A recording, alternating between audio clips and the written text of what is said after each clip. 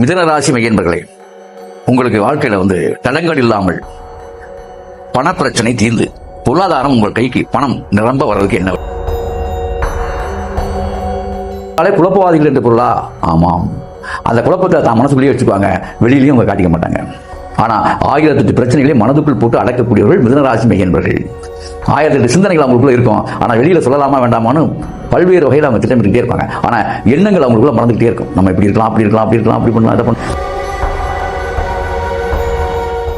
உங்களுடைய பணவரஸ்தானத்துக்குரிய விஷயமே அதுதான், நண்டு தான்.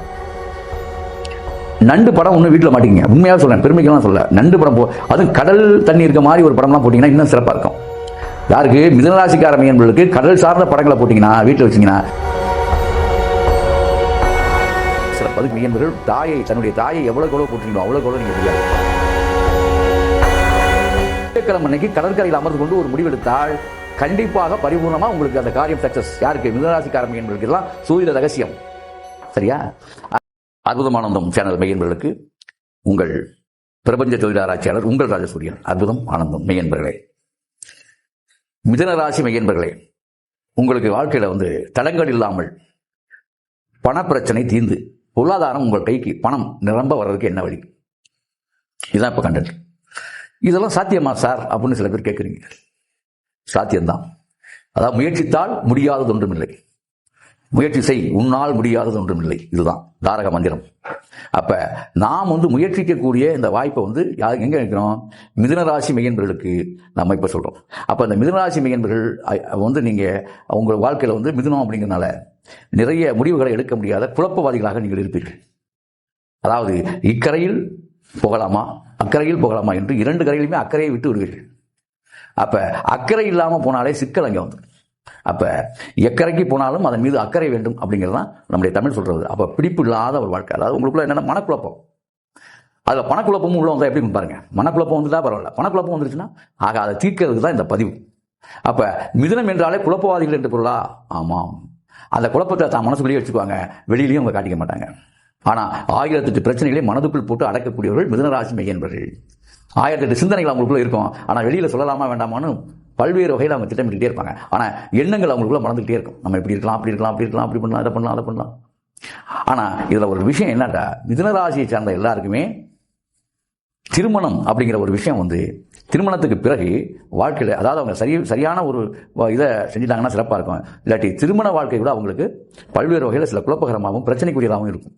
இதான் உண்மையும் கூட.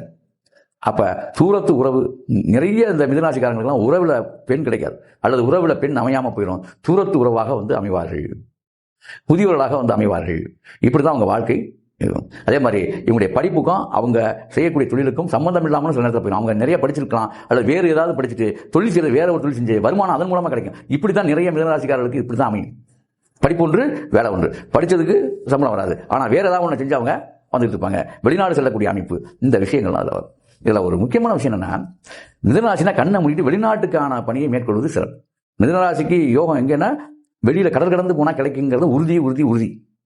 அப்ப உள்நாட்டுல வருமானம் இல்லையா இருக்கு, ஆனால் வெளிநாட்டுக்கு எவ்வளவு தூரம் கடல் கடந்து போறீங்களோ அவ்வளவு தூரம் உங்களுக்கு காசை நீங்க பார்க்கலாம். உங்களுக்கு யோகத்தை 100 மடங்கு அதிகமாக்கி கொடுக்கும். ஆக உள்ளூர்ல உள்ளூர் மாடு விலை போகாதுன்னு சொல்லுவாங்க. அந்த மாதிரி உள்ளூர்ல நீங்க இருக்கிற வரைக்கும் உங்களுடைய மதிப்போ உங்களுடைய தராதரமோ வெளி உலகத்துக்கு தெரியாமல் போய்விடும் நண்பர்களே. ஆகவே மிதுனராசிக்காரமை என்பர்கள் தான் ஊரை விட்டு வெளியில் செல்வதே சிறப்பு என்பதை முதல்ல இந்த பதிவு மூலமா தெரிஞ்சுக்குங்க. சரி, அடுத்த விஷயத்துக்கு போவோம். இந்த மிதுனராசிக்கு 2ஆம் வீடு எது? பணபரஸ்தானம் எது? பணம் எந்த வகையாக கிடைக்கும் அப்படின்னா 2ஆம் வீடு கடகம்.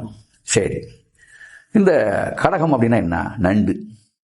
சரி, பொதுவாக அந்த மிதுனராசிக்காரமை என்பவர்கள் நண்டு சாப்பிடுவதை தவிர்த்தணும். நண்டு சாப்பிட்டா பெண்டு கலந்து போயிடும். ஏன் அப்படி சொல்றேன்? உங்களுடைய பணபரஸ்தானத்துக்குரிய விஷயமே அதுதான், நண்டு தான். நண்டு படம் ஒன்றும் வீட்டில் மாட்டீங்க, உண்மையாக சொல்றேன், பெருமைக்கெல்லாம் சொல்ல. நண்டு படம் அதுவும் கடல் தண்ணி இருக்க மாதிரி ஒரு படம்லாம் போட்டிங்கன்னா இன்னும் சிறப்பாக இருக்கும். யாருக்கு? மிதுனராசிக்கார மையன்பர்களுக்கு கடல் சார்ந்த படங்களை போட்டிங்கன்னா வீட்டில் வச்சிங்கன்னா ரொம்ப சிறப்பு. அது கிழக்கு முகமாக வச்சிங்கன்னா ரொம்ப ரொம்ப சிறப்பு.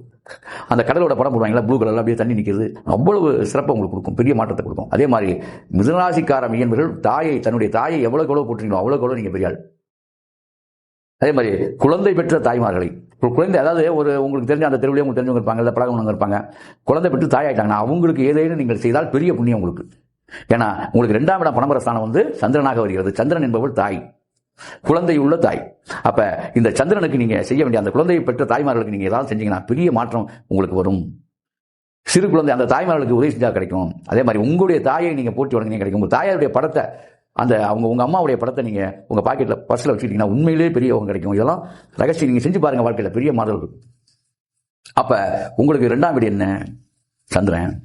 அப்ப சந்திரனுக்குரிய விஷயங்களை பூரா நீங்க இயக்க ஆரம்பிச்சீங்கன்னா பெரிய மாறுதல். அதுவும் இரவு நேரத்துல, அதாவது வளர்பிறையில, அதாவது அமாவாசைக்கு பிறகு வளர்பிறை காலங்கள்ல நிலா வளர்ந்து வருது இல்லையா, பௌர்ணமி வரைக்குமே சரி, பௌர்ணமி தேதி வரைக்குமே இந்த நேரத்தில், இரவு நேரத்தில் நீங்க செய்யற தொடங்குற எல்லா விஷயமே சிறப்பா இருக்கும். ஒரு முடிவை இரவுல நீங்க எடுத்தீங்கன்னா அது சரியா இருக்கு. யாருக்கு?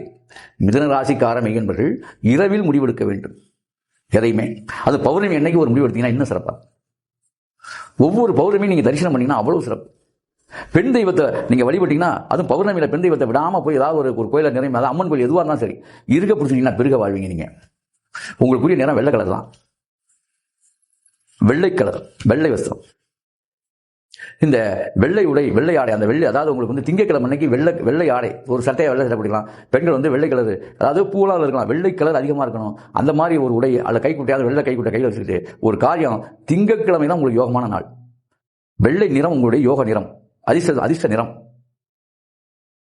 இது நீங்க சரி. அதே மாதிரி அம்மன், எந்த அம்மன் வேணாலும் நீங்க போகலாம். அதே மாதிரி நீங்க இருக்கிறதுக்கு, அதாவது தென்கிழக்கு திசை யோகமான திசை. உங்களுக்கு தென்கிழக்கு திசையை நோக்கி நீங்க பயணிச்சீங்கன்னா, தென்கிழக்கு திசையை நோக்கி உங்களுடைய மனைவியோ அல்லது கணவனோ தென்கிழக்கு திசையை நோக்கி வந்தாங்கன்னா உங்களுக்கு யோகம்.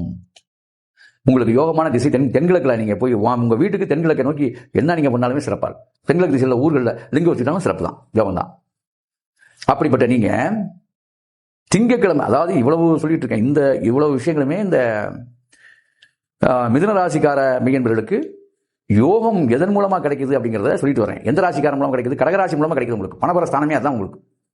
அப்ப கடல்ல இருந்து கடலுக்கு போயிட்டு அந்த ஓரமா நின்றுட்டு நீங்க ஒரு விஷயத்தை, ஒரு நிலம் வாங்க போறீங்க அல்லது வீடு கட்டணும், அங்க போய் யோசிச்சீங்கன்னா அந்த காரியம் நடந்துடும். திங்கட்கிழமை அன்னைக்கு கடற்கரையில் அமர்ந்து கொண்டு ஒரு முடிவெடுத்தால் கண்டிப்பாக பரிபூர்ணமா உங்களுக்கு அந்த காரியம் சக்சஸ். யாருக்கு? மிதுனராசிக்கார மெய்யன்பர்களுக்கு. இதெல்லாம் சூரிய ரகசியம். சரியா? ஆக இந்த இப்படியெல்லாம் இருக்கு. இதுல ஒரு நல்ல விஷயம் இன்னும் சொல்ல போனா உங்களுக்கு என்னன்னா, நிறமும் சொல்லிட்டேன், எந்த ராசி எது யோகமான ராசி, எந்த திசையும் சொல்லிட்டேன் உங்களுக்கு. இன்னொரு நல்ல விஷயம் என்ன அப்படின்னா, இந்த மிதுனராசிக்காரங்க அதிர்ஷ்ட மரம் அப்படின்னா முருங்கை மரம் அதிர்ஷ்டமான மரம். திங்கட்கிழமை அன்னைக்கு முருங்கை மரத்துக்கு காப்பு கட்டி, வளர்பிறை திங்கள் அது இருக்கணும், அமாவாசைக்கு பிறகு இருக்கணும், அந்த முருங்கை மரத்துக்கு நீங்க காப்பு கட்டி, வேற ஒன்றும் இல்லை, ஓம் சந்திராயனம், அவ்வளவுதான் மந்திரமே. ஒன்றும் பெருசாலாம் நீங்க அழட்டிக்க வேண்டாம். இதை 108 முறை உருப்படணும். அந்த மரத்துக்கு சந்திர ஓரை, பஞ்சாயத்தில் பார்த்தீங்கன்னா தெரியும், அன்றைக்கு திங்கட்கிழமை அன்னைக்கு சந்திர ஓரை வரக்கூடிய அந்த 1 ஹவர் சந்திர ஓரை வரும்.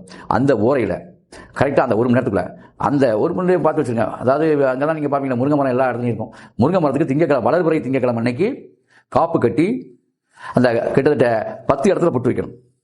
சந்தனம் குங்குமம் தான், வேற எதுவுமே இல்லை. 10 இடத்துல அந்த கவுருக்கு, அதாவது மஞ்சள் கவுரு ஒன்று கட்டிட்டு அதில் 10 இடத்துல மஞ்சள் குங்குமம் வச்சு விட்டு 10 பொட்டு வச்சுட்டு தேங்காய் பழம் உடைச்சு சுடஞ்சாமரம் எல்லாம் காட்டி தீபாராதனை காட்டணும். இந்த 108 உரு போட்டணும், விடாம 108 உரு போட்டு அந்த இதை வேற வந்து தென்கிழக்கு திசையில போகக்கூடிய முருங்கை மரத்துடைய வேற தென்கிழக்கு திசையில கரெக்டா தென்கிழக்கு திசையை நோக்கி கீழே போகும். அந்த வேற கரெக்டா எடுத்து தாயத்தில் அடைச்சு, அதன் பிறகு உங்க அம்மா ஸ்தானத்தில் யார் அம்மா இருந்தாலும் பரவாயில்ல, அம்மா இல்லாதவங்க அம்மா ஸ்தானத்தில் யாருக்காக குழந்தை பெற்றவர் அவங்கள்ட்ட கொடுத்து அந்த தாயத்தை நீங்க கட்டிக்கிட்டா இன்னும் சிறப்பு. அப்படி இல்லைன்னா நீங்க அந்த தாயத்தை மணிப்பரிசு வச்சுக்கலாம். தாயத்தை போட பிடிக்காத மணிப்பரிசு வச்சுக்கலாம். பல வேலைகளை அது செய்யும். அந்த வேர் வந்து பல வேலை செய்யும், தடங்களை அகற்றிவிடும், பல இடங்களுக்கு உங்களை அழைத்து செல்லும், வெளிநாட்டு பயணம் வந்துடும், காசு வந்துடும், எல்லாம் இன்பமயமாக மாறும், துன்பமயம் உங்களை விட்டு ஓடிடும். ஆக அதாவது இந்த கடகராசி அவ்வளவு பெரிய யோகத்தை உங்களுக்கு செய்து, யாருக்கு செய்து? மிதுனராசிக்கார மெய்யன்பர்களுக்கு இவ்வளவு யோகத்தை செய்து. ஆகவே அன்பர்களே, கடகராசி அன்பர்களே, இப்படி செய்து அப்படி வாழுங்கள். அற்புதம், ஆனந்தம்.